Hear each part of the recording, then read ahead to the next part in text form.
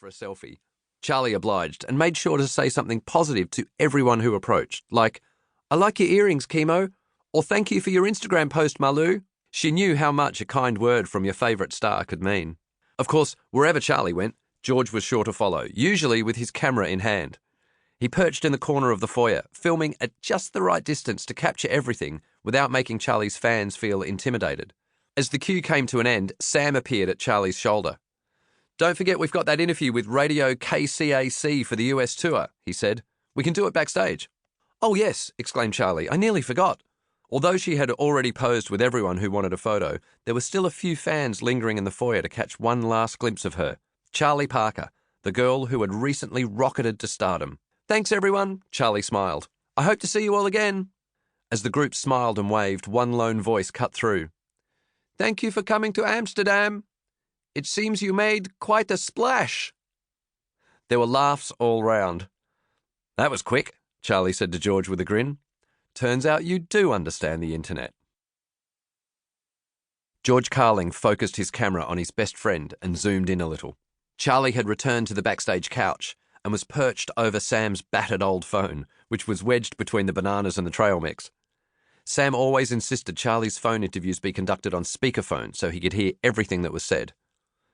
"You're listening to Ronnie D on Radio KCAC," said a very excited American woman.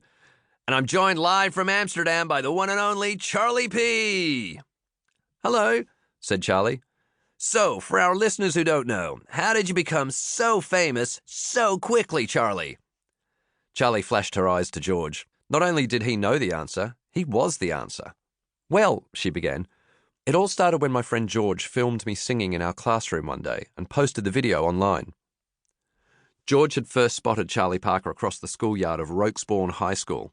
One of the advantages of using a wheelchair was that sometimes he saw the world on a different level to everyone else. This was also one of the reasons George thought he'd make a good comedian one day.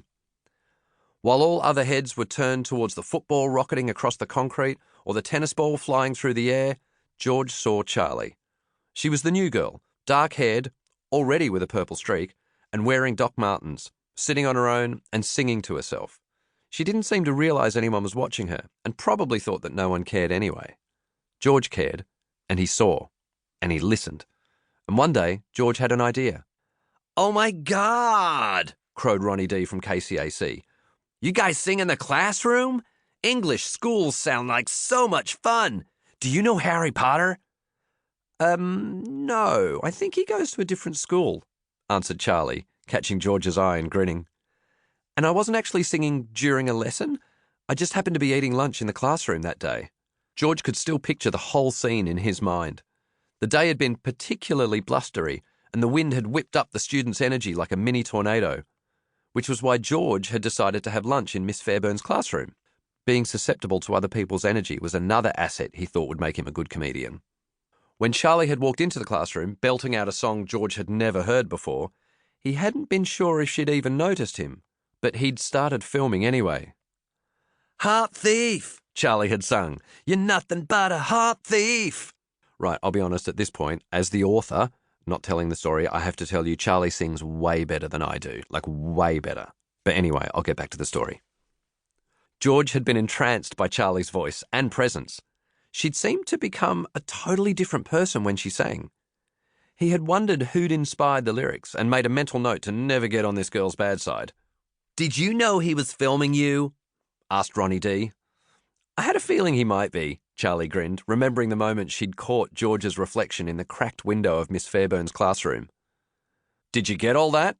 she'd asked, half smirking, half frowning. "I'm sorry," George had blurped. "I'm so sorry." "Are you sorry for filming me, or sorry for not getting it all?" quizzed Charley as she spun round to face him. "Both. No, the first one. What are you going to do with the video?" asked Charley. "I don't know. Maybe send it to the person who wrote the song and tell them you've stolen their tune?" George joked. "I wrote the song," cried Charley. "So if you send it anywhere, you're technically stealing my tune." She strode over until she towered over George, her hands on her hips. Most people were too scared to even approach the kid in the wheelchair, let alone threaten him with physical violence. George was strangely impressed. Charley was treating him like she would treat any other person she'd just caught filming her without her consent. I